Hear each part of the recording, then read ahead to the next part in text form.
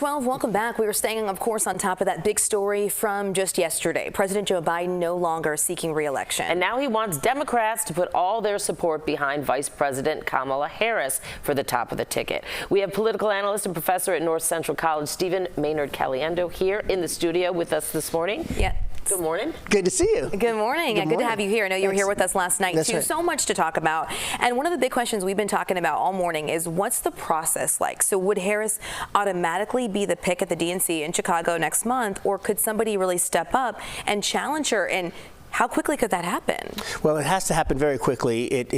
She's not the nominee. She's not the nominee. She has been endorsed by the former presumptive nominee, but no votes have been cast, and no votes will be cast until either they arrive in Chicago, or, which is sounds more likely, there's some virtual roll call vote that happens in the weeks prior. So we may have in the next week or so the actual nominee selected, but as of today, there's no nominee. So do you expect someone will come out and challenge her, or what's happening behind closed doors right now with party leaders? It seemed very clear yesterday that she was on the phone a lot. A lot of her surrogates were there. I was watching across multiple national news networks and saw very consistent talking points from folks who were supporting her. So there's some organization here. It didn't just start yesterday at noon. And so I think the idea is to discourage other folks from challenging and getting in the race. One rumor that was circulated was that former Democrat U.S. Senator Joe Manchin may throw his name in. But I don't think anybody that's in good standing with the Democratic Party has given any real indication that they want to do that at this point. Yeah, that was my question, because I'm thinking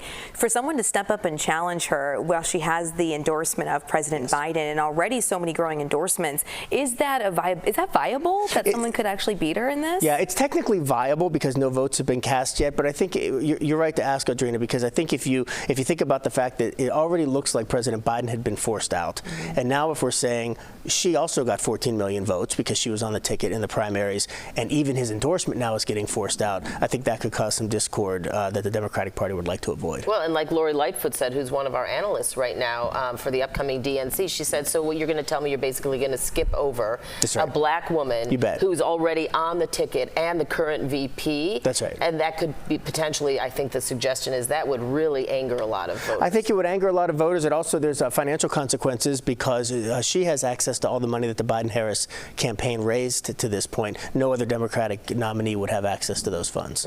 So another big question we have 30 seconds left. We want to dig into it quickly.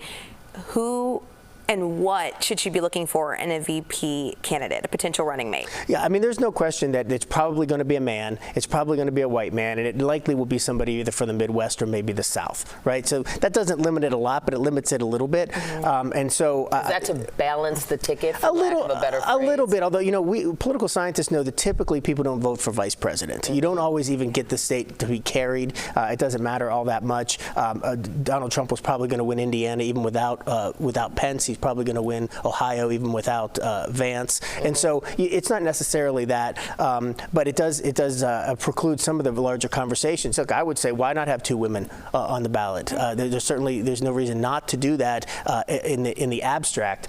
But voters may have concerns. I just have to ask you with that really quickly. Sure. Do you think that's viable to women? Do you think the country would? No. I don't think they would do it, and I think that the reasons that it's not viable are things that we ought to be talking about meaningfully as a country, because there's absolutely no good reason for that not to be the case. But I think you're exactly right, Dana. It's not going to happen. I'm not saying there shouldn't be. No, I understand. Saying, in terms of voters. That's exactly right. You're exactly right. All right, Stephen Maynard Caliendo, we really, as always, appreciate your insight. It's great to see you both. It's good to talk about this political process. This is unprecedented. Absolutely, and we hope you'll come back. I'll be back. I may just sleep here. Yeah, you should. We would appreciate that.